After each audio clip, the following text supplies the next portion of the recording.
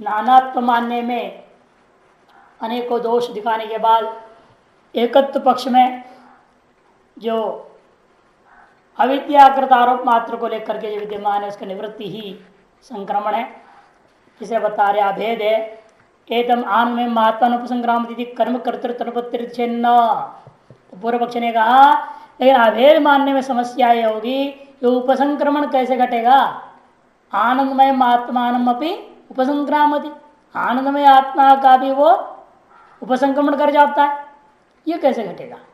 कर्मत्व और कर्तृत्व एक ही में आ जाएगा या महान विरोध हो जाएगा, वो विरोध बना रह गया। यदि चेन्न विज्ञान मात्रत्व संक्रमण सिद्धांत जवाब देता है संक्रमण के विज्ञान मात्र ही और कुछ नहीं। जैसे आप जागृत से स्वप्न में जाते हैं ना, होता क्या है, कहीं एक जैसे दूसरी जगह हुआ जाना हुआ, वास्तव में सब एक मानसिक विज्ञान मात्र ही था। मैं जागृत में हूँ यह भी विज्ञान मात्र ही है, मैं स्वप्न में हूँ यह भी विज्ञान मात्र ही है, मैं सोया हूँ यह भी विज्ञान ही है।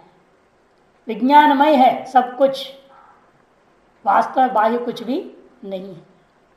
कैसे कहते न जलुकादिवत संक्रमण यह उपदिशत है। जलुकादि के समान तृण जलुका की भांति यहाँ पर संक्रमण का उपदेश नहीं है। तृण जलुका जानते हैं ना, जो क्या करता है, एक जगह पहले पटा रहता है, कहीं भी घास वास पत्ता होता है यूं करते रहता है, अगला चीज मिलेगा जैसे उस पर पैर रख दिया, इधर से पेच हटा लिया। उसको जलुका कहते हैं संस्कृत में, जोंक कहते हिंदी वाले लोग।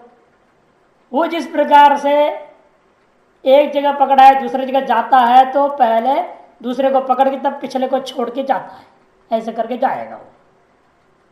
वो जो जाने की उसके वैसे ही यहाँ भी होना चाहिए, तो कहते हैं वैसा यहाँ नहीं है। न यह तथा उपदिशत है, जलुकादि के समान संक्रमण को यहाँ न उपदिशत है।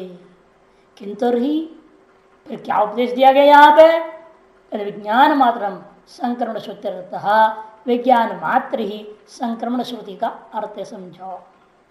आनंद समझा रहे इसी को, न आनंदमय परमात्मा न चतुर्थ प्रवेश संक्रमणम किंतु अविषय ब्रह्मात्मता ज्ञाने आनंदमय आत्मता तया भ्रांति गृहित अतिक्रमण बाधो अत्र विवक्षितः। आनंदमय परमात्मा नहीं है, न आनंदमय परमात्मा, न चतुर्थ प्रवेश संक्रमणम, और सब प्रवेश करना या संक्रमण अर्थ भी नहीं है, किंतु क्या है, अविषय ब्रह्मात्मता ज्ञाने, क्योंकि वह विषय है और उसको ब्रह्म रूप मान लिया। इस अज्ञान के कारण से आनंदमयी के अंदर आत्मत्व की जो भ्रांति हुई थी, उस भ्रांति की निवृत्ति, उस भ्रांति का बाध, इसी का नाम अतिक्रमण है, उपसंक्रमण इसी का नाम है। मैंने भ्रांति हुई आपको, ब्रह्मात्मता ज्ञाने ज्ञानेन आनंदमयस्य आत्मतया भ्रांति गृहीत अतिक्रमणम बाध। तो भी चले, ज्ञान उत्पन्न होने पर, सप्तमी होगा तो क्या करेंगे हम, ज्ञान उत्पन्न होने पर, और तृतीया होगी तो उस ज्ञान के द्वारा बाध होने पर, दोनों घट जाए, कोई दिक्कत नहीं है। सप्तमी हो तो भी चलेगा, तृतीया हो तो भी चलेगा।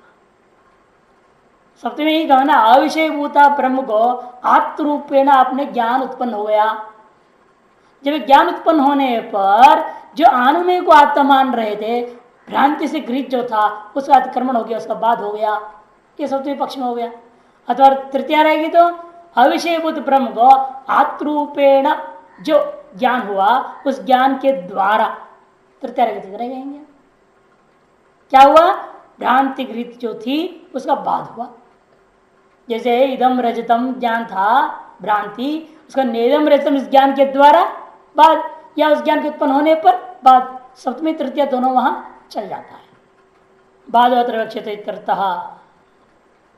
तब पूर्व पक्षी कहेगा सम उपसर्ग क्रमो पाद विक्षेप धातु है संक्रमणम में, उसका मुख्य अर्थ होता है पैदल जाना, एक जगह से दूसरी जगह चले जाना, घुस जाना, यही अर्थ होता है। अब मुख्य अर्थ को आपने त्याग दिया और संक्रमण का अर्थ कर रहे विज्ञान मात्रम, ये कैसे आप कर रहे हो। ननो मुख्यमेव संक्रमण श्रूयत, उपसंक्रामती इति चेत न। यहाँ मुख्य ही संक्रमण रूप अर्थ शून्य को मिल रहा है, बारंबार एक ही शब्द आया उपसंक्रामती उपसंक्रामती उपसंक्रामती करके। तो सिद्धांत कहता है ऐसा नहीं है। अन्नमय दर्शना, जो अन्मय में ही घट नहीं रहा है तो बाहर से बाद में कहा घटने वाला, प्राणमय मनोमय विज्ञानमय में कैसे घटेगा? अन्नमय आदर्शनाथ, अन्नमय में भी, क्योंकि अन्नमय कोश का उपसमन आपने किया और प्राणमय में गए, अर्थ क्या था वहां पर? क्या आपने अन्नमय को छोड़ के कोई प्राणमय नाम का अलग चीज थी उसके अंदर चले गए क्या? ऐसा अनुभव हो रहा है किसी को? या बाह्य जगत को छोड़कर आप पहले अन्नमय में आए, बाह्य जगत का उपसंक्रमण करके अन्नमय में, अन्नमय का उपसंक्रमण करके प्राणमय में, इस तरह से आप जा रहे हो। तो बाह्य जगत को त्याग करके आप अन्नमय में प्रवेश किए का अर्थ क्या हुआ वहां? क्या कोई बाहर से निकल के शरीर के अंदर घुस गया ऐसा अर्थ निकालोगे?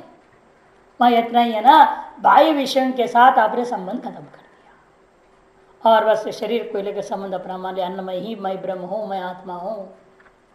ऐसा जो विवेक विज्ञान आपने किया, ये जगत मिथ्या है, ये मेरा अन्नमय कोश है, जो यही सत्य, यही मैं हूं, यही आत्मा, यही ब्रह्म है, ऐसा निर्णय जो हुआ, ये विज्ञान आपके अंदर पैदा हुई, उसी का नाम क्या है? बाह्य से हट कर बाह्य का उपसंक्रमण करके अन्नमय में प्रवेश। इधर से अन्नमय का उपसंक्रमण करके प्राणमय प्रवेश का मतलब क्या?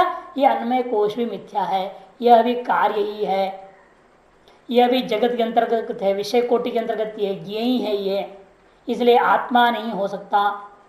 कि जो ज्ञेय है वो विकार होता है, जो विकार है वह सत्य नहीं है, वो आत्मा नहीं है। अतः इससे भी भीतर जिसकी वजह से जिंदा दिख रहा है, कौन है वो? प्राण।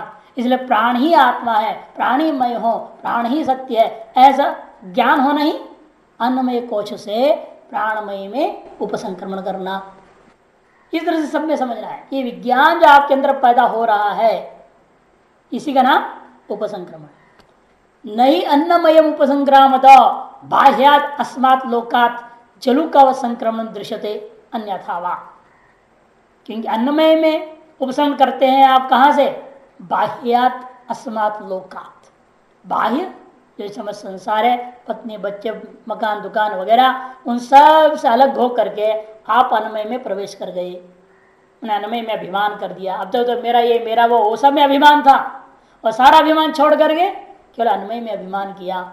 ये जो अभिमान कर रहे हो बाह्य से हट करके, बाह्याद अस्मात् लोकाद उपसंक्रमतः, बाह्य इस लोक से उपसंक्रमण करते हुए अन्नमय में जो आपने प्रवेश किया है, वहां जलुका के समान आपने उपसंक्रमण न दृश्यते, अन्यथा वह न दृश्यते। अतः जैसे पक्षी अपने घोंसला में चला जाए वैसे भी वह होता हुआ नहीं दिख रहा है। आनंदगिरी में करें, यद्यपि अन्नमय मुख्यम संक्रमण न संभवती, यद्यपि अन्नमय में मुख्य संक्रमण होता हुआ, मुख्य अर्थ घटता हुआ नहीं दिख रहा है, तथापि मनोबुद्धि और बहिर्विषय प्रवृत्तो तथो व्यावृत्य स्वरूप अवस्थान संक्रमण दृष्टम। मन और बुद्धि की में तो घट सकता है, ये बाह्य विषय में चले गए थे, बाहर चले गए थे, प्रवृत्त हुए थे, वहां से व्यावृत होकर के अपने ही स्वरूप में स्थित हो रहे हैं, इसलिए यहां तो संक्रमण घट जाएगा है? तथा दुखी ना आनंदमय से स्वरूप अवसानम, सर दुखी था, अब दुख से निकल करके अपने आनंदमय में उपसंक्रमण कर गया, तो ये भी नहीं हो सकता। भाष्यकार कहते मनोमय से बहिर्निर्गत विज्ञान में से पुनः प्रत्यावृत्तिया आत्मसंक्रमण चेत न।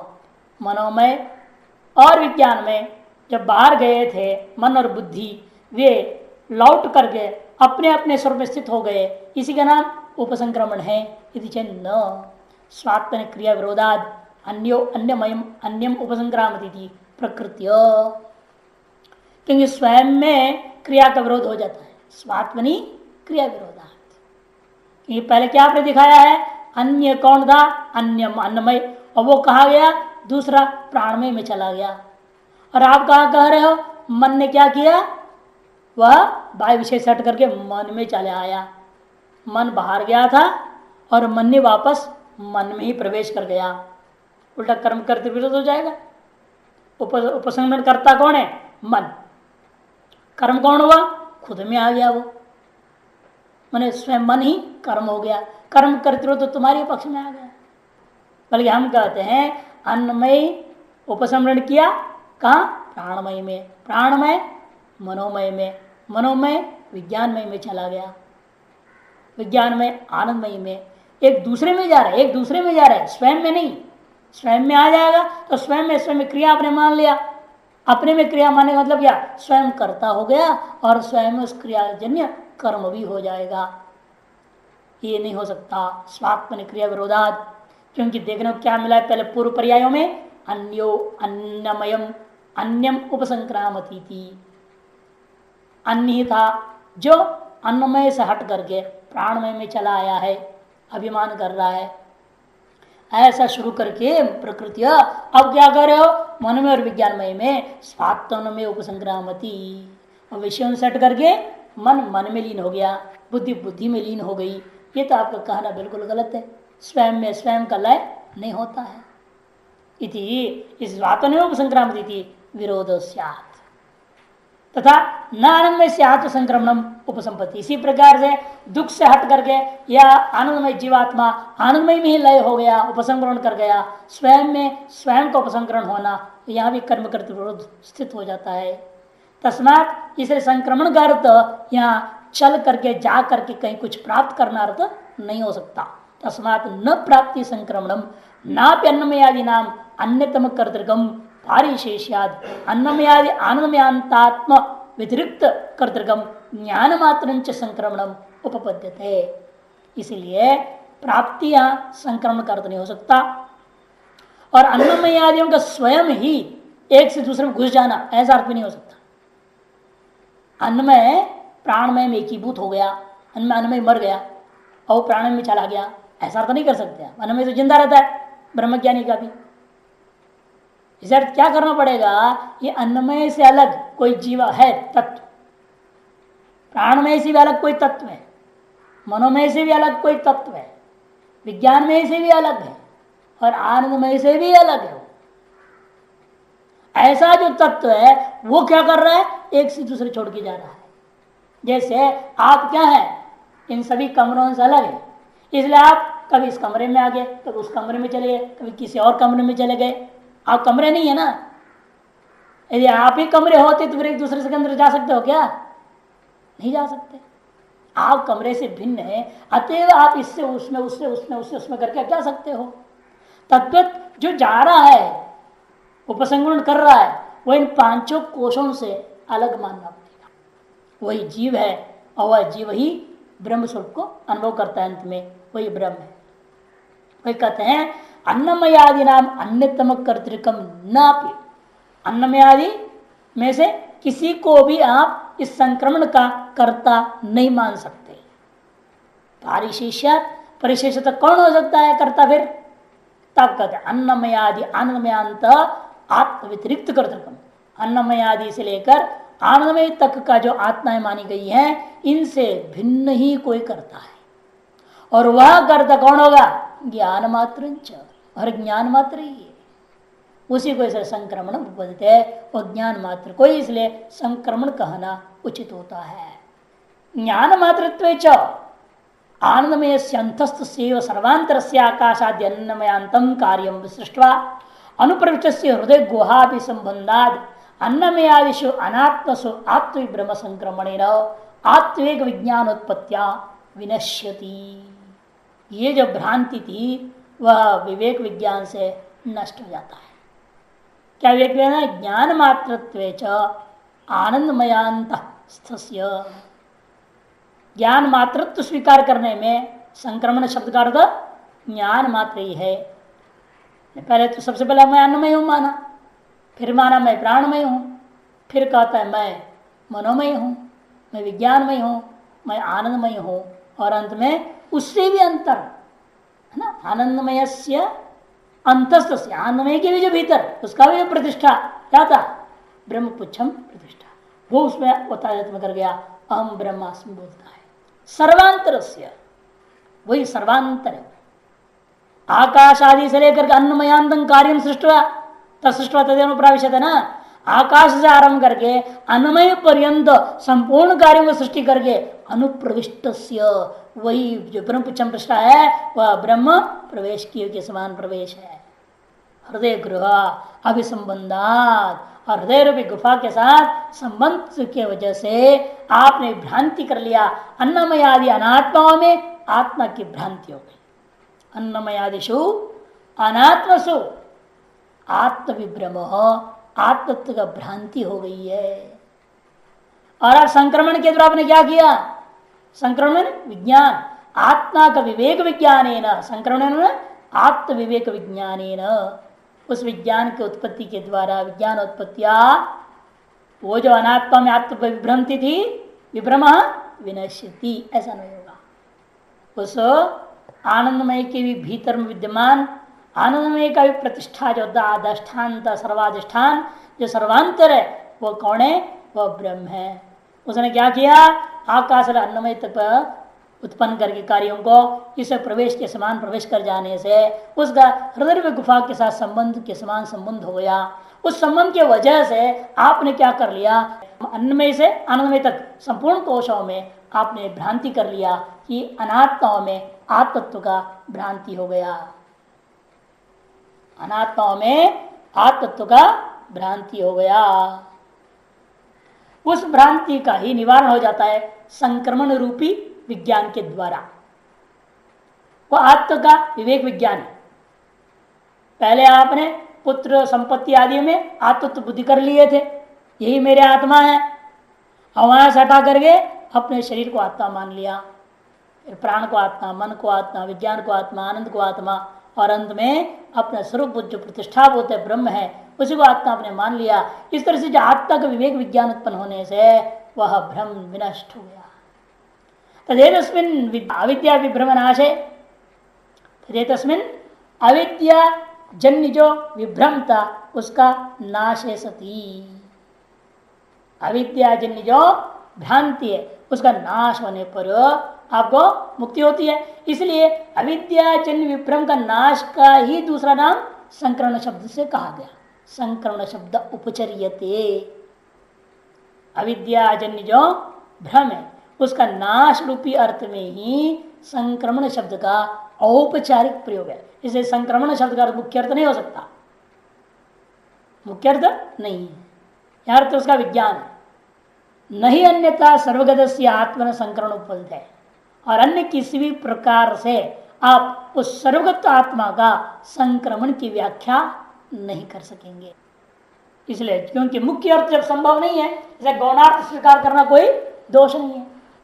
मुख्यार्थ का असंभव जहां पर है वह गौणार्थ स्वीकार करना कोई दोष नहीं होता। इसे अधिष्ठान या यथार्थ प्रतिपत्तिया अधिष्ठान के यथार्थ ज्ञान के द्वारा ही विनष्ट हो जाता है अध्यस्त। उस अध्यस्त का बांधने का नाम ही यहाँ संक्रमण है। ये फलितार्थ हो गया। अविद्याजन्य अविद्या सहित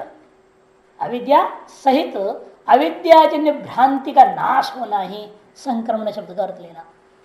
मुख्य अर्थ यही है यहाँ पर इष्ट नहीं अन्यथा। क्योंकि जो क्यों कारण क्या? वस्तुतंत्र अभावाच्च। एक और हेतु दे दिया, वस्तुतंत्र अभावाच्च। कोई दूसरा वस्तु है ही नहीं ना संक्रमण करने के लिए। दो हो तब एक से निकलकर आप दूसरे में प्रवेश कर जाएंगे, दो है ही नहीं तो एक से निकल के दूसरे में जाएंगे कैसे हम? वस्तुतंत्र अभावाच्च संक्रमण के यहाँ जो शक्यार्थ है जाना प्रवेश करना वह नहीं लिया जा सकता है। न च स्वात्मन एव संक्रमण, अपने से अपने में संक्रमण कर जाना यह तो हो ही नहीं सकता। नहीं जलू का आत्मनमेव उपसंक्रामति, क्योंकि जलू का भी देखिए संक्रमण करता है तो द्वैत है, वहां पर भी एक से दूसरे में जा रहा है ना। वो भी एक जो अधिष्ठान था जिसमें टिका हुआ था उसे छोड़कर दूसरे अधिष्ठान की ओर चला जाता है। वह वस्तुंतर और हो तब तो गया वो, नहीं तो स्वयं स्वयं थोड़ी जाता है। तस्मा सत्यम या अनंतम ब्रह्म यदि असंपूर्ण प्रकरण का निचोड़ दे रहे हैं। देखिए समस्त वाक्यों का तात्पर्य क्या ले जा रहे हैं। इसलिए सत्यम या अनंतम ब्रह्म यदि यथोक्त लक्षण आत्म प्रतिपत्त्यर्थम एव आ गया ना। सत्यम ज्ञानम अनंतम ब्रह्म इत्यादि यथोक्त लक्षण आत्म प्रतिपत्ति के लिए ही था। आत्मा का ज्ञान कराना, मैं कौन हूं, क्या मैं जीवात्मा हूं, क्या मैं शरीर हूं, क्या मैं देवदत्त हूं, मैं ब्राह्मण हूं, मैं ये हूं, मैं वो हूं, तो दुनिया भर सोचते हैं आप। मैं विद्वान हूं, या नहीं?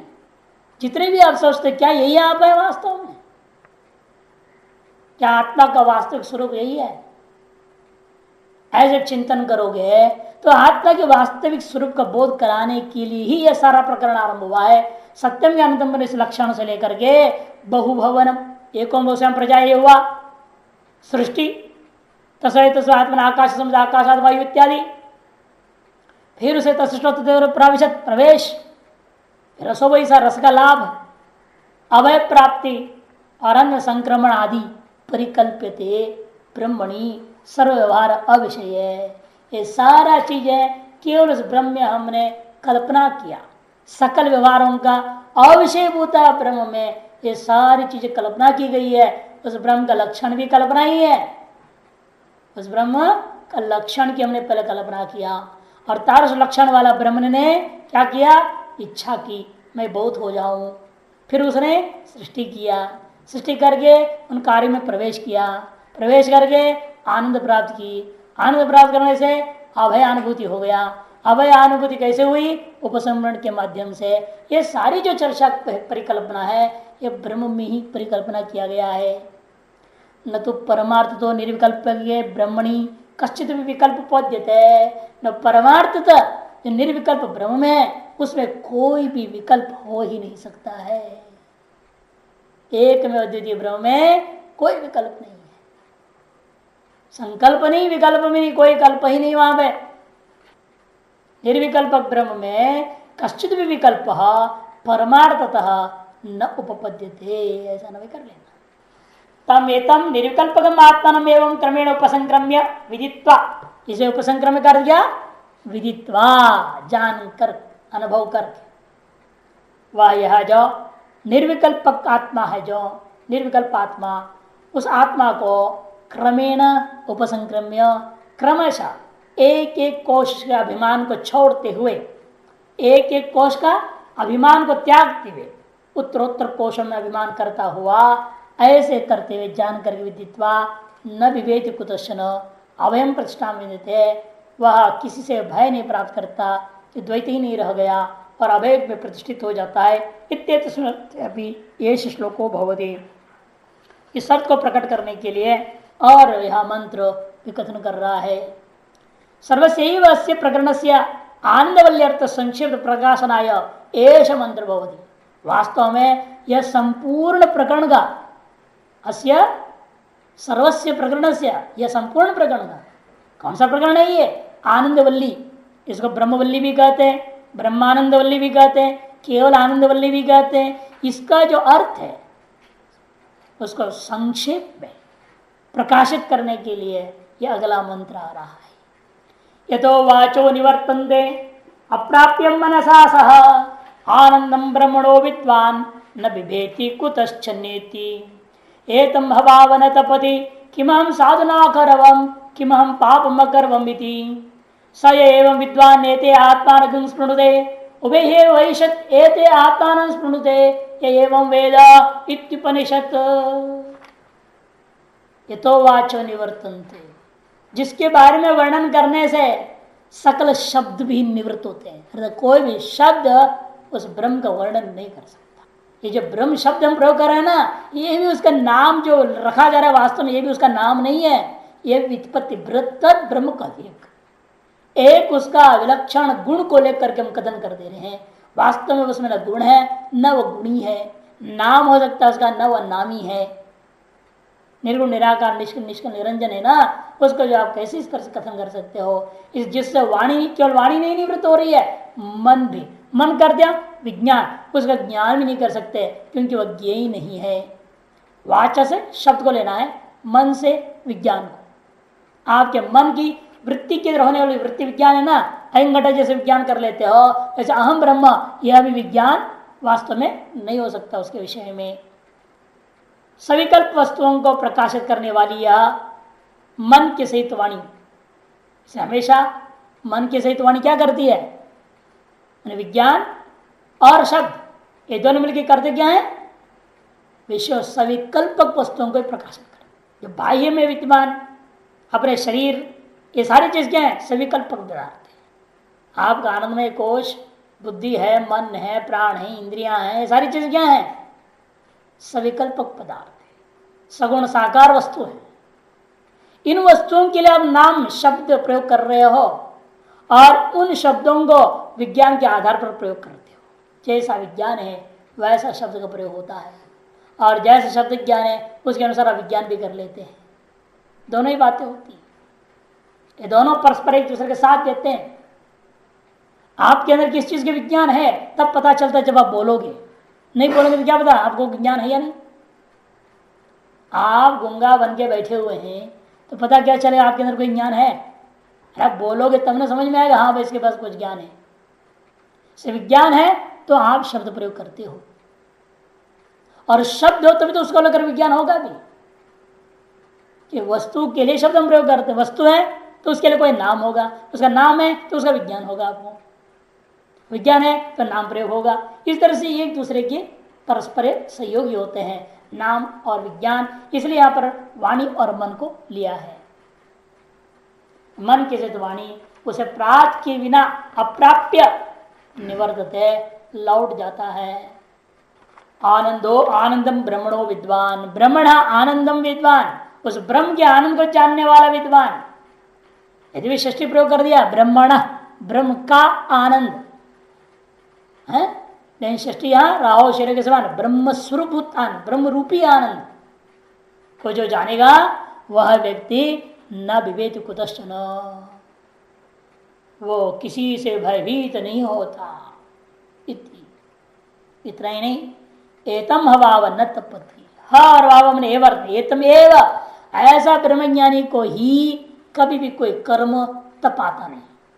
पुण्य पाप उसे कष्ट नहीं देते। कैसे कष्ट नहीं दे रहे?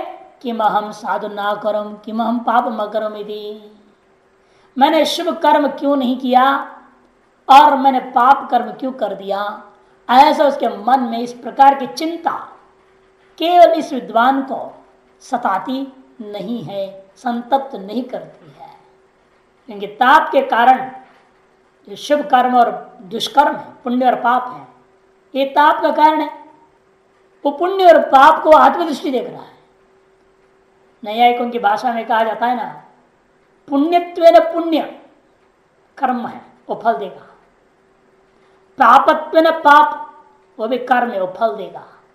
लेकिन आत्मत्वेन पुण्य को देखोगे या आत्मत्वेन पाप को देखोगे, वह आपका आत्मा ही हो गया, तो आपका पुण्य हो पाप हो कर्म फल नहीं देंगे। संबंध खत्म हो गया।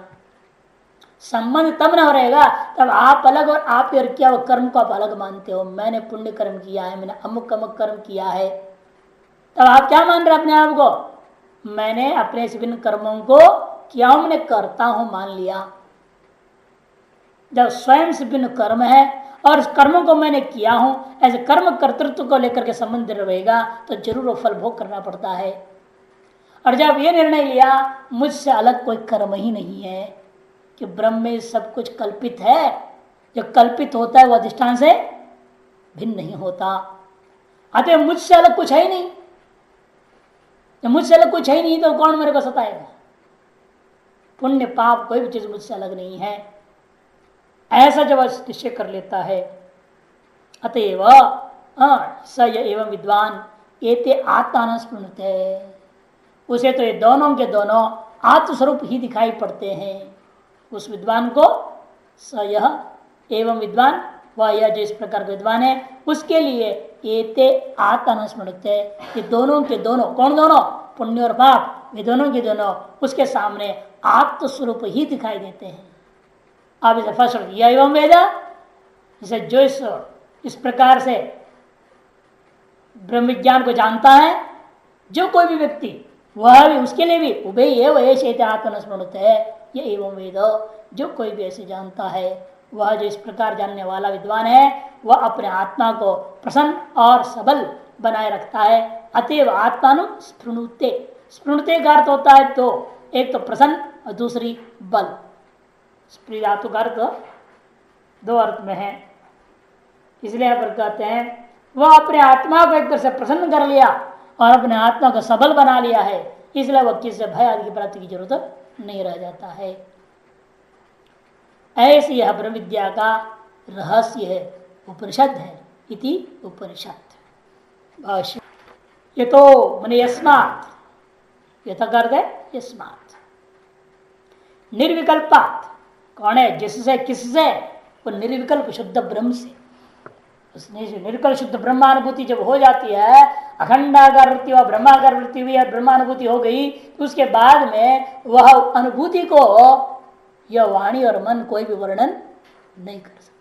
बस धन्योम धन्योम धन्योम कहते पंचदशीकार ने, क्या वर्णन करना है उसको, बस धन्य हो गया जिंदगी धन्य। जिसलिए शरीर का जन्म हुआ वह प्रयोजन सिद्ध हो गया, ब्रह्मानुभूति हुई तो प्रयोजन सिद्ध हो, नहीं तो जिंदगी बेकार। ये शरीर मिलाई है ब्रह्म का अनुभव करने, स्वरूपानुभूति करने के लिए, और वह अनुभूति नहीं हुई तो व्यर्थ ही हो गया सारा जीवन। भले अगले जन्म क्या आपने शास्त्र चिंतन किया, मनन किया, श्रवण किया है, तो एक तरह से वो तैयारी है। उस तैयारी में कितने जन्म बिताना है, भोजन बिताने लग जाना है फिर। इसे कोशिश ही करना, यह चेद अवेदी तथा सत्यम अस्ति श्रुति कहती, इसलिए इसी शरीर में रहते हुए यह चेद अवेदित अथ सत्यम अस्ति नो चेद अवेदित महती विनष्टि। यदि यहाँ शरीर में रहते हुए आपने आत्मा का अनुभव नहीं किया, महान विनाश ही हो गया समझ लो। मैं इस जन्म को सार्थक बनाने के लिए हमें पूरी प्रयास करनी चाहिए, जन्म व्यर्थ न चला जाए। सार्थकता यही है पर पुरुषार्थ मोक्ष को पाना। मोक्ष पाने का मतलब है अविद्या उसे कार्यभूता जो भ्रम के सहित विनाश को प्राप्त होना, और वह तब होगा जब हम अहम ब्रह्मास्मि की अनुभूति करेंगे।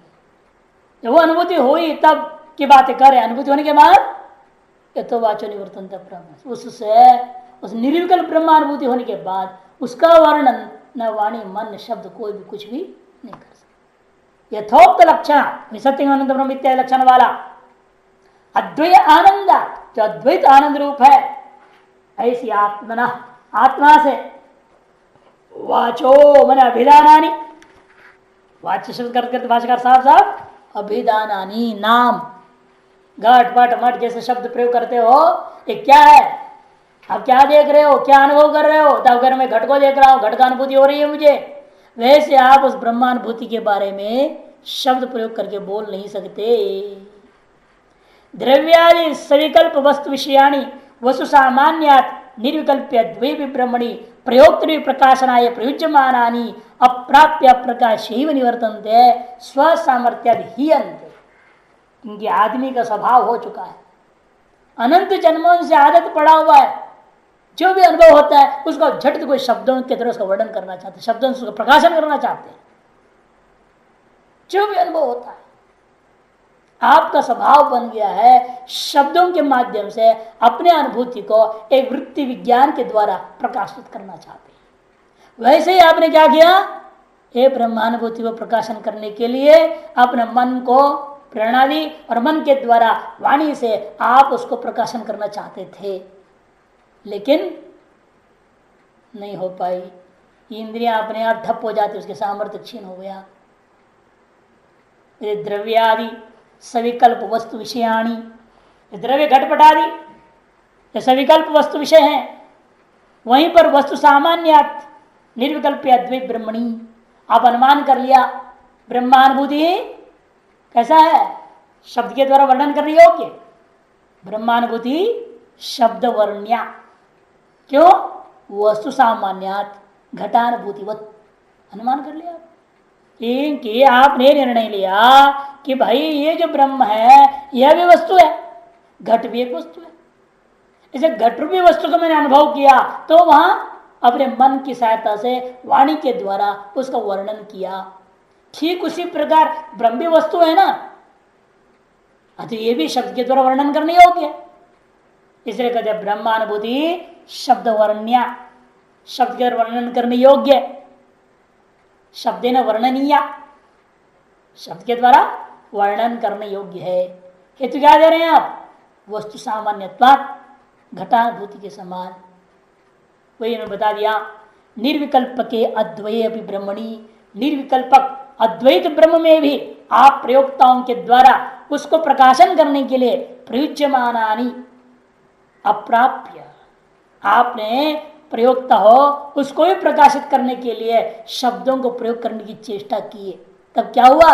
अप्राप्य मैंने अप्रकाश ही निवर्तन। लेकिन कोई भी शब्द उस अनुभूति का प्रकाशन नहीं कर सकी, बिना प्रकाशन किए सब लौट गए। क्यों?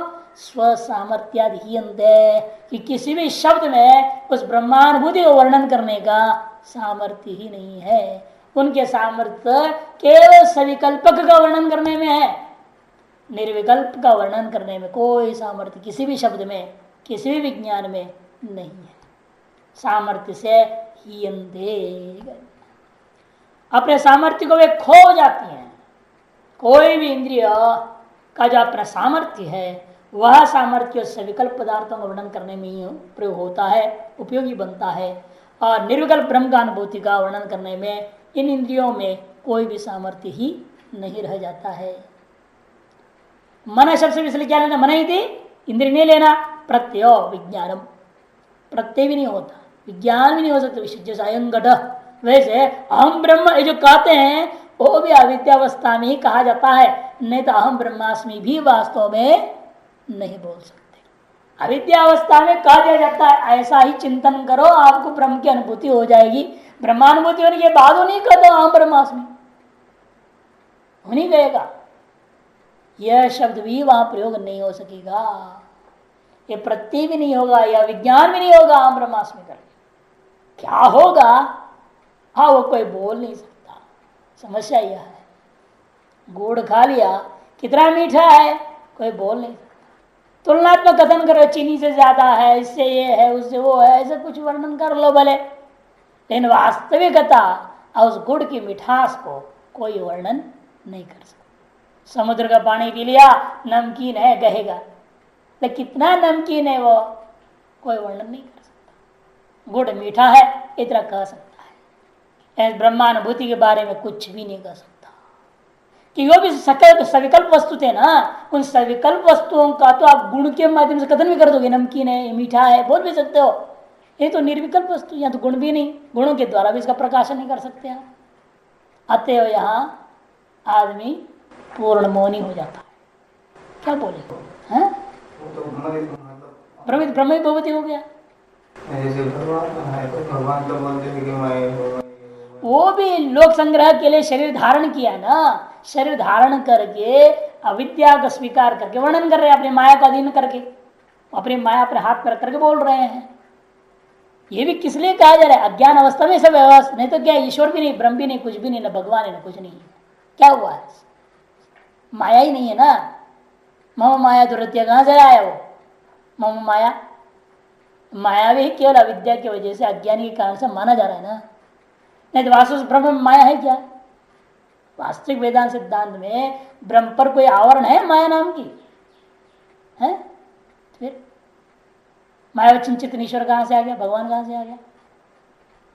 ये तो केवल अज्ञान काल व्यवस्था देने के लिए और अज्ञानी का अपने अज्ञान को, भ्रम को निवृत्त करने के लिए आवश्यक ज्ञान का उपदेश रूपेण भगवान की सब कल्पना मान लिया। सारा शास्त्र अभी क्या बोले थे? संपूर्ण शास्त्र केवल आत्मा की प्रतिपत्ति के लिए ही है। इसलिए कहते हैं तच्च यत्र अभिधानम प्रवृत्तम अतीन्द्रिय अर्थे तदर्थे च प्रवर्तते प्रकाशनाय।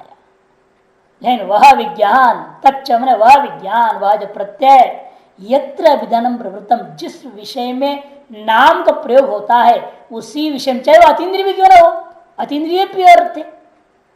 स्वर्ग के बारे में देखो विज्ञान हो जाता है आपको, सुने हुए आधार पर शास्त्रों में सुना तो आप स्वर्ग की कल्पना कर रहे हैं, वहां ऐसे ऐसे बड़ा महल होगा, सुने है ना शास्त्रों में, पुराणों में।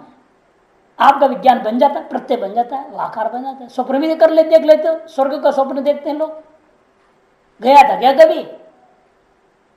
नरक का भी स्वप्न देखते हैं लोग कि उसका बारे में सुना है, डर के उठ जाते हैं जब वो स्वप्न देखते हैं तो। और स्वर्ग स्वप्न मजे में रह जाता है, आनंद आ रहा है वहां।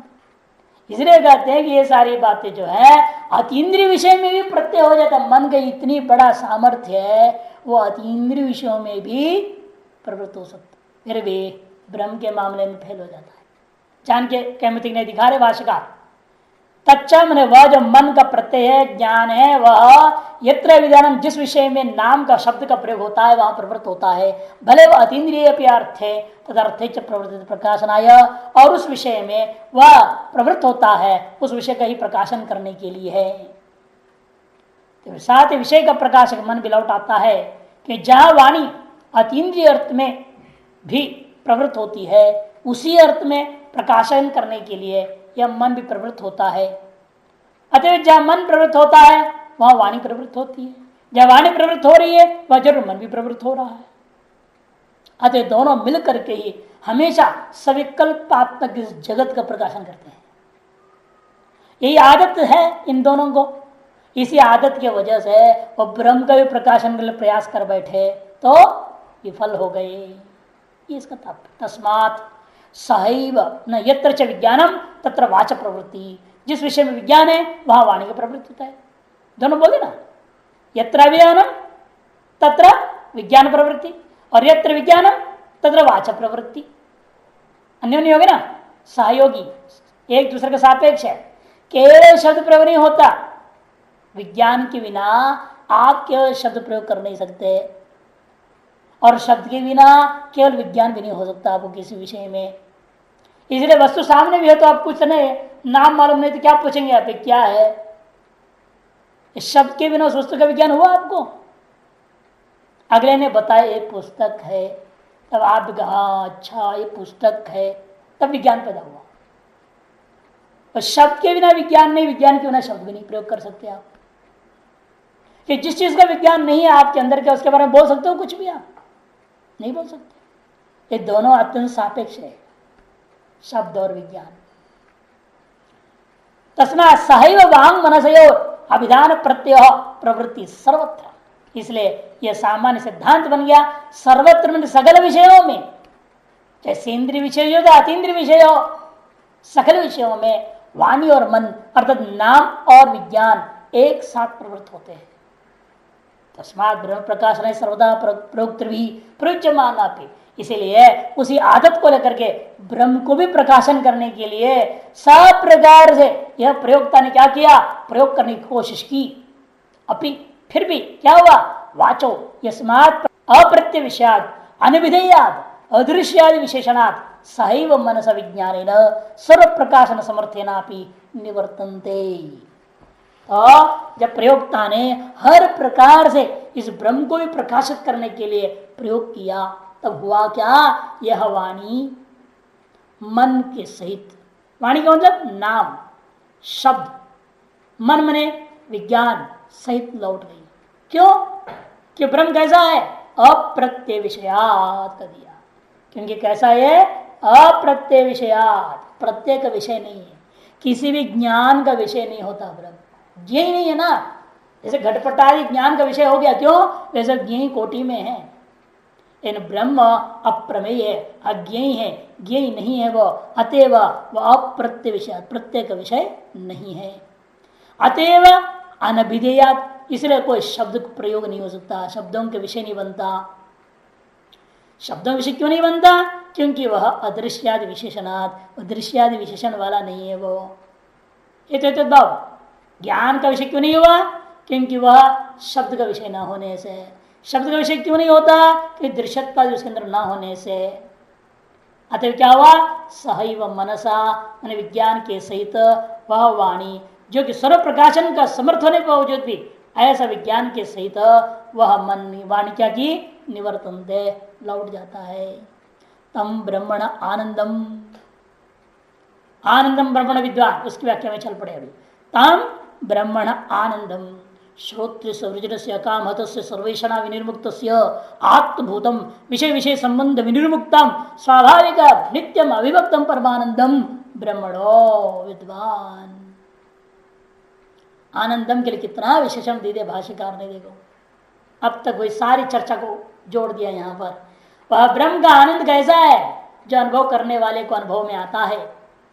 कहते वह श्रोत्रिय अवृजिन अकामर्थ, श्रोत्रिय है, समय समय समझ संस्कार से युक्त है, जन्मतः ब्राह्मण है, वेदों को पढ़ा, वेदांत पढ़ लिया, अनुभव कर लिया, ऐसा जो श्रोत्रिय है और जिसके अंदर कोई वृजिन मने पाप नहीं है, अवृजिन है और कोई कामना भी नहीं है, अकामत सर्वेशना विनिर्मुक्त, कहने सकल ऐश्वर्यों से विनिर्मुक्त है। पुत्रेशना वितेशना लोकेशना कोई ऐश्वर्य नहीं है। ऐसा पुरुष के द्वारा आत्मभूतम आनंदम, जो कैसा है वो आनंद जो अनुभव कर रहा है उसका आत्मभूत ही है। देखो ब्रह्मण सृष्टि की ना, सृष्टि को खत्म कर दिया, भाष्यकार क्या कर दिया, आत्मभूतम में आनंदम, अतएव विषय विषय संबंध विनिर्मुक्तम। विषय मने घटपट आदि, विषय मने इंद्रिय, इनके संबंध के निमित्त से जन्य नहीं है वो आनंद। इंद्रियों का विषय के साथ संबंध होकर के है जो नैमित्तिक आनंद होता है, वो विषयानंद जो होता है वैसे वो आनंद नहीं है, उस विनिर्मुक्तम। अतएव स्वाभाविक, नित्य जो स्वाभाविक होने से नित्य, नित्य होने से अविभक्तम, इसे कितन अविभक्तम विभक्तेषु यह पश्यति स पश्यति, अविभक्तम विभक्तेषु, गीता में 13वां अध्याय। इसलिए कहते कि देखो अविभक्तम ऐसा है वह परमानंदम ब्रह्मण, ब्रह्म का जो स्वरूप होता वह जो परमानंद है उसको विद्वान यथोक्तेन विधिना, यथोक्त पंचकोश का विवेक द्वारा, यथोक्त विधि क्या है, पंचकोश विवेक विधि, उस विधि के द्वारा न विभेति, जो अनुभव कर लिया न विभेति कुतश्चन निमित्ता भावा, किससे भयभीत नहीं होता, क्योंकि वह निमित्त ही नहीं रह गया, भय का निमित्त ही नहीं रह गया, क्योंकि सब कुछ अपनी माया का ही खेल है। यदि है भी कहेगा जगत तो उसकी अपनी माया का खेल है। जैसे मायावी ने एक भयंकर शेर बना दिया, अशर दहाड़ रहा है, तो आप सब दर्शक डर जाएंगे, शेर आ गया स्टेज में, लेकिन मायावी को डर लगेगा क्योंकि वो जानते हो मैंने बनाया डुप्लीकेट ही, तो उसको तो डर नहीं लगेगा, बच्चे सब डर जाएंगे, लेकिन वो खुद डरता नहीं क्योंकि जानते हैं मेरी माया है। आप यदि शेर को पालेंगे तो भी आप नहीं डरेंगे क्योंकि आपके पालतू जीव हो गया। जिसको आप अपने आत्मसात कर लेते हैं उससे आपको भय नहीं होता, जो आत्मसात नहीं है उससे आपको भय हो जाता है। इसलिए इनका कहना है कि इस विद्वान को जब किससे भय नहीं होता, क्यों, हेतु क्या है, निमित्ता भावा, क्योंकि कोई निमित्त ही नहीं रहा भय का। तो भय का निमित्त क्या है, द्वैत, अन्यत्व, वो अन्यत्व ही नहीं रह गया, अनन्य हो गया, सर्वानन्य हो चुका है, वो सर्वांतर होने से सर्वानन्य हो गया है, अतएव उसके साथ कोई अन्यत्व रहा नहीं, तो भेद नहीं रहा, भेद नहीं, द्वैत नहीं, द्वैत नहीं तो भय नहीं, नहीं तस्मात् विदुष अन्य वस्तुंत्रम वस्ति, आगे ना स्पष्ट कर दिया, भिन्नम ये तो विवेति, क्योंकि उस विद्वान से अन्य कोई दूसरा वस्तुंतर है ही नहीं जो उससे भिन्न हो, जिससे वो भय को प्राप्त कर सके। अविद्या यदा उदरम मंत्रम कुरुते, इसलिए पूर्व में आ चुका है, उदरम मंत्रम कुरुते, अविद्या के द्वारा जब यदा, जब यह थोड़ा सा भी भेद करता है, अत तस्य भयम भवति, तुरंत उसको उसी क्षण, उसके उत्तर क्षण में ही उसको भय प्राप्त हो जाता है। इति ही उक्तम, ये पूर्व में चर्चा करके कथन कर चुके हैं। विशिष्ट अविद्या कार्य से तैमृत दृष्टि द्वितीय चंद्रवदो नाशा भय निमित्त से न विभेति कुतश्चन इति उच्यते। इसलिए विद्वान क्या किया है, अविद्या का कार्य को नष्ट कर लिया है। उसी प्रकार जिस प्रकार तैमृत दृष्टि से दिखाई द्वितीय चंद्र, वह तैमृत दोष दूर हुआ तो वह द्वितीय चंद्र भी निवृत्त हो गया। इसे विद्या के द्वारा अविद्या निवृत्त हो गई तो अविद्या कार्य जितना भय आदि था वह भी नष्ट हो जाने से भय निमित्तस्य, अविद्या कार्यस्य भय निमित्तस्य नाशा, ऐसा अन्वय कर दो। अविद्या का कार्य क्या था, भय निमित्त का निमित्त, उसका नाश हो जाने से न विभेति कुतश्चन इति, वह किसी विद्वान किसी भी भय को प्राप्त नहीं करता। ऐसा जो कहा गया वह युक्त ही है। मनोमय च उदाहरण, तो एक बार मनोमय भी कहा था, न विवेति कदाचन कहा था, या न विवेति कुतश्चन कह दिया, कदाचन कुतश्चन है ना, कदा में काल पर कथन कर रहे हैं, कुतश्चन या वस्तु पर कथन कर रहे हैं, दोनों में अंतर क्या है, वहां भी कह दिया यहां भी कह रहे हैं। यह कुतः कह दिया, कुतः मैंने वस्तु को लेकर के, और वहां कदा करके काल का परिच्छेद करके बोल रहे हैं। तब भाष्यकार वर्णन कर रहे हैं मनोमय कोश की चर्चा में भी यद्यपि उसके फलश्रुति में कहा गया था, उदाहरण में कथित था मंत्रो मनसो ब्रह्म विज्ञान साधनत्वा, वहां भी जो कथन किया था वो इसलिए कि मन ब्रह्म विज्ञान का मुख्य साधन है। इसी का मनैव कारणम बंध मोक्षयो, मन ही मुख्य साधन है। और मन में नियंत्रण में आए तो बुद्धि अहंकार सब अपने आप ठंडे पड़ जाएंगे। इसे अर्जुन ने भी क्या कहा था, मेरा अहंकार मुझे परेशान कर रहा है, ऐसे नहीं कहा। उसने क्या कहा, चंचलमी मन कृष्ण प्रमाधी बलव दृढ़म कहता है। मन को लेकर के उसने भी कहा, सगल शास्त्रों में मन की चर्चा, तो मन ही एक शैतान है। ये मन अपनी शैतानी करना छोड़ दे, शांत हो जाए, एकाग्र हो जाए, अपने आप बुद्धि तो सत्वगुण का कार्य है ही, बुद्धि तो अपने आप में सत्वगुण का कार्य है, मन रजोगुण का कार्य है।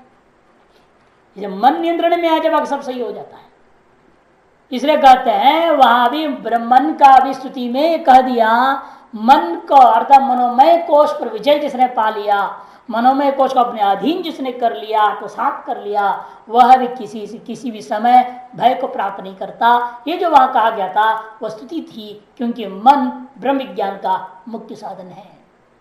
तथा ब्रह्मत्व अध्यारोप्य तस्तुत्यर्थम आ गया ना, वहां पर ब्रह्मत्व का अध्यारोप करके, क्योंकि मनो ब्रह्मास्मि कर दिया ना, मन ही ब्रह्म है। वो उस स्थिति में क्या चिंतन करेगा आप, मन ही ब्रह्म है, वही मैं हूं, मनो ब्रह्म अस्मि, ये चिंतन हो रहा है वहां पर। मन में ब्रह्मत्व का अध्यारोप, पहले क्या चिंतन किया था आपने, पुत्री मैं आत्मा हूं, पुत्री ब्रह्म है, पत्नी ब्रह्म है, धनी ब्रह्म है, धनी परमात्मा है ना। जैसे लोग कहते हैं ना, गरीबदासी संप्रदाय में रोटी राम, सब राम बोलते हैं कि नहीं बोलते, सब राम ही है, और सब में रामत्व का अध्यारोप कर लिया आपने। सर्वम खलविदम ब्रह्म, सर्वम में ब्रह्मत्व का आरोप कर लिया। फिर वहां से हटा करके आपने अन्नमय ब्रह्मत्व आरोप कर लिया था, अन्नमयमेव ब्रह्म तदेव अहम अस्मि। फिर प्राणमयमेव ब्रह्म तदेव अहम अस्मि, और अंदर आगे मनोमयमेव ब्रह्म तदेव अहम अस्मि।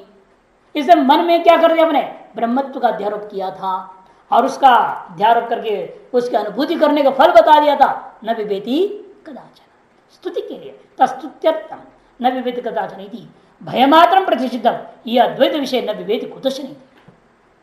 इसलिए वहां भय मात्र का निषेध किया, और यहाँ अद्वैत विषय में तो नवित स्थिति भय निमित्त में प्रतिष्ठित है, भय का निमित्त को ही निषेध कर डाला। वहां भय नहीं होता और यह भय का निमित्त ही नहीं रह जाता, दोनों में अंतर है। भय न होना, भय का निमित्त नहीं रह जाना। भय का निमित्त रहते हुए भय नहीं होता, यही मायावी का दृष्टांत दिया ना मैंने। मायावी ने अपने एक शेर को जब निर्माण कर लेता है, भय का निमित्त शेर तो विद्यमान है, फिर भी उस मायावी को भय नहीं। जैसे आपने पाला हुआ कुत्ते से आपको भय होता है क्या, बाहर का आदमी जो आया वो कुत्ते को देख के डर के बाहर खड़ा हो जाएगा, अंदर घुसेगा नहीं वो। क्यों, क्योंकि आपने पाला है उस कुत्ता को, इसलिए आपको उससे भय नहीं। लेकिन है वो भय का निमित्त, किसी ने उल्टा दिमाग खराब हो जाए तो आपको भी काट देगा, कुत्ता भी मालिक को काट देता है कई बार। भय का निमित्त तो है ना, फिर भी भय नहीं होता, ये एक अवस्था है। और भय का निमित्त ही नहीं रह जाए, ये सर्वोत्कृष्ट अवस्था है। अतः भय ना होना और भय का निमित्त ही नहीं रह जाना, ये दो भिन्न भिन्न चीजें हैं। मनोमय कोश की स्थिति में क्या कही गई है, भय नहीं होता, भय का निमित्त रहने पर भी, ये आत्मस्थिति के लिए कह दिया गया। और अब क्या है, वास्तविकता कह दिया, भय का निमित्त द्वैत ही खत्म हो गया। अद्वैतानुभूति जब हो गई तब भय का निमित्त द्वैत ही समाप्त हो गया। ये दोनों में न विवेति कदाचन में भय मात्र का निषेध है, न विवेति कुतश्चन में भय निमित्त का ही निषेध हो गया। ननु अस्ति भय निमित्तम साधुकरणम पाप क्रिया च, तो पूर्व पक्षी कहेगा महाराज ऐसे कैसे होगा, चाहे ब्रह्मज्ञानी हो जाए, चाहे कुछ भी हो जाए, तो जीवन मुक्त है, सशरीर है, शरीर रहे तो पुण्य पाप उसका रहेगा ही, प्रारंभ कर्म में ही सही। और पुण्य पाप रूपी भय का निमित्त जब तक है तो भय तो रहेगा। नए वो होते हुए उसके लिए नहीं है, वह होते हुए भी उसके लिए वास्तव में नहीं है। क्यों, खत्म इत्युच्यते। ये पुण्य और पाप रहते हुए भी उसके लिए क्यों नहीं दुख देते हैं? कारण उसके लिए मिथ्या हो गया, उसको तपा नहीं सकते। वह संपूर्ण जगत ही मिथ्या हो गया ना ब्रह्मानुभूति के पश्चात। अविद्या उसके कार्य सहित मिट गया, अर्थात मिथ्या हो गया। मिथ्या हो जाने मिथ्याभूत वस्तु से आपको किसी प्रकार की परेशानी नहीं हो सकती। जब तक रस्सी में दिखाई देता वह सांप को आप मिथ्या नहीं जानते, तब तक आपको डर लगा रहता है, ये सांप काट देगा, मर जाऊंगा। और जब आपने समझ लिया तो रस्सी है, सांप नहीं है, झूठा सांप मुझे दिखाई दे रहा है, जब सर्प में मिथ्या दृश्य हो गया, अब उस सर्प सबको कोई भय नहीं होता, या नहीं? इस तरह से पुण्य पाप मिथ्या हो गए जिसको, और पुण्य पाप भी आत्मरूप ही हो गया, अधिष्ठान से अभिन्न नहीं हो गया है, वह पुण्य पाप उसको तपाएंगे कहां से? एतम ने क्या? यथोक्तम एवं विदम, पूर्वोक्त जो इस प्रकार का ब्रह्मवेत्ता है। ह वाव इति अवधारणार्थ, ह और वाव ये दो जो अव्यय है, एव अर्थ में अवधारण अर्थ में है। ये एतम एवं नैव तपति, अन्येषाम तो तपति एव, इसी को वे तपाते नहीं, अन्य सारी दुनिया को तपाते रहते हैं। पुण्य पाप अंदर ही अंदर आदमी को खाते रहता है। आदमी अंदर ही अंदर क्यों परेशान रहता है? दोनों ही से परेशान रहता है, पुण्य से भी परेशान है, पाप से भी परेशान।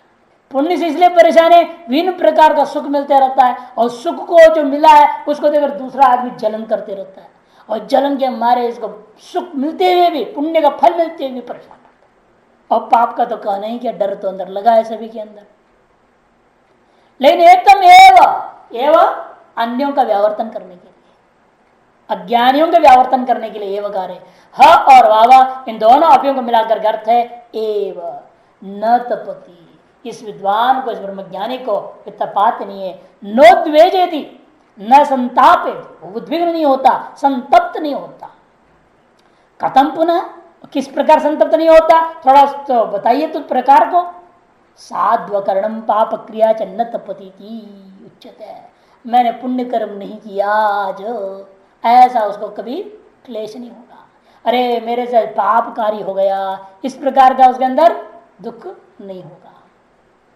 जो भी शरीर से हो रहा है उसके लिए सब मिथ्या है, शरीर भी मिथ्या है, शरीर से होता है क्रिया भी मिथ्या है, इसे उसे कोई भय नहीं है, और उस होते हुए होने वाली पुण्य पाप आदि क्रिया होवे न होवे उससे उन्हें कोई फर्क पड़ता नहीं। किम कस्मात साधु शोभ्रम कर्म ना कर्म, है ना? वाह, किम हम साधु ना कर्म, किम कर दिया, कस्मात साधु शोभनम कर्म ना कर्म न कृतवान अस्मि, किस लिए मैंने आज पुण्य कर्म को नहीं किया, ऐसा चिंतन नहीं करता।